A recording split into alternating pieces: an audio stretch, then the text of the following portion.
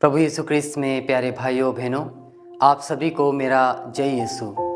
संत John क्लीमाकुस कहते हैं कि नम्रता एक ऐसा गुण है जिसकी नकल शैतान कभी नहीं कर सकता। और ये एक ऐसी चीज़ है जो शैतान के अंदर, शैतान घमंडी था और उसी की वजह से उसे अलग कर दिया गया था और वो ईश्वर की उपस्थिति से वंचित हो गया था और उसे ईश्वर से दूर हो गया था। तो जो ये नम्रता का भाव यदि एक व्यक्ति के अंदर पाया जाता है तो वो ना केवल ईश्वर शैतान से दूर रहता है बल्कि वो ईश्वर के करीब आता है। ये दुनिया हमें धन कमाना और नाम कमाना सिखाती है और हमारी सोच भी इसी प्रकार है कि जिसके पास धन है, जिसका बड़ा नाम है, वही सुखी है। और हम इस धन और नाम को कमाने के लिए निरंतर प्रयास करते रहते हैं क्योंकि हमें भी बड़ा बनना है। लेकिन आज के सुसमाचार में प्रभु यीशु इसके विपरीत हमें सिखाते हैं। प्रभु यीशु बोलते हैं कि जो अपने आप को बड़ा समझता है वो छोटा बनाया जाएगा और जो अपने आप को छोटा समझता है वो बड़ा बनाया जाएगा। प्रभु यीशु की सोच और इस संसार की सोच अलग अलग है।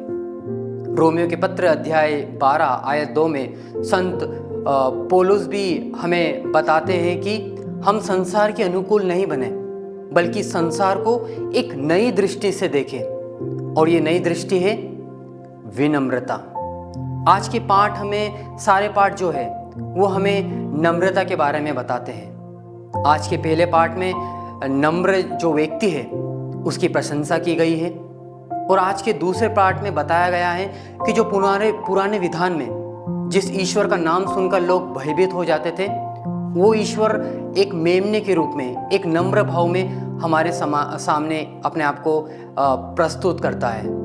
और आज का सुसमाचार हमें बताता है कि नम्रता एक ऐसा मार्ग है जिसके द्वारा हम महान बन सकते हैं। संसार की शुरुआत से ऐसी लालसा रही है, वो अपने आप को महान बनाना चाहता था।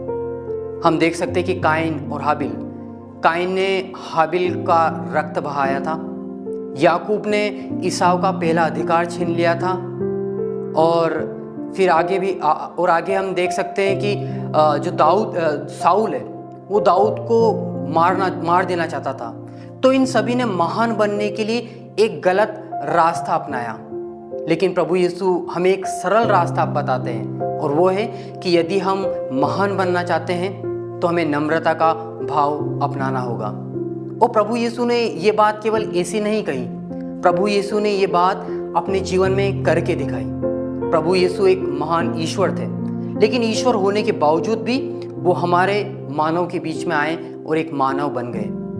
और उन्होंने एक गौशाले में, बेथलेहम के एक गौशाले में उन्होंने जन्म लिया।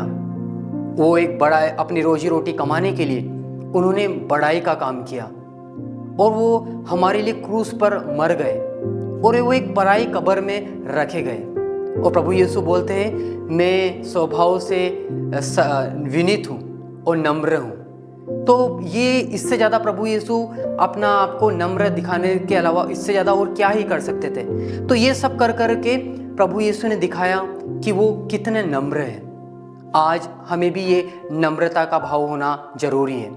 नम्रता ही हमारे सफलता की और महान बनने की सबसे पहली सीढ़ी है। राजा सुलेमान, जो कि प्रज्ञा के लिए जाने जाते थे, वो भी बोलते हैं कि जो नम्र व्यक्ति है उसके अंदर ही प्रज्ञा वास करती है। आज अगर हम अपने आप पर विचार करें, विमर्श करें, तो हम पाएंगे कि हमारे अंदर एक घमंड रूपी बीज है और ये बीज हमें हमेशा दूसरों से बड़ा बनाना चाहता है और दूसरों को छोटा बनाना चाहता है।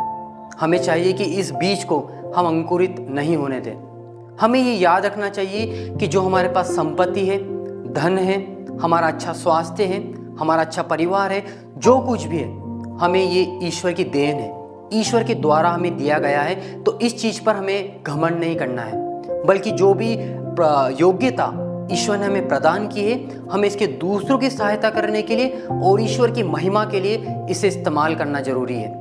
और यदि हम ऐसा करेंगे तो हम नम्र बन जाएंगे और जब धर्मियों का पुनरुत्थान होगा तो हमें भी पुरस्कार मिलेगा ईश्वर के स्वर्ग राज्य में।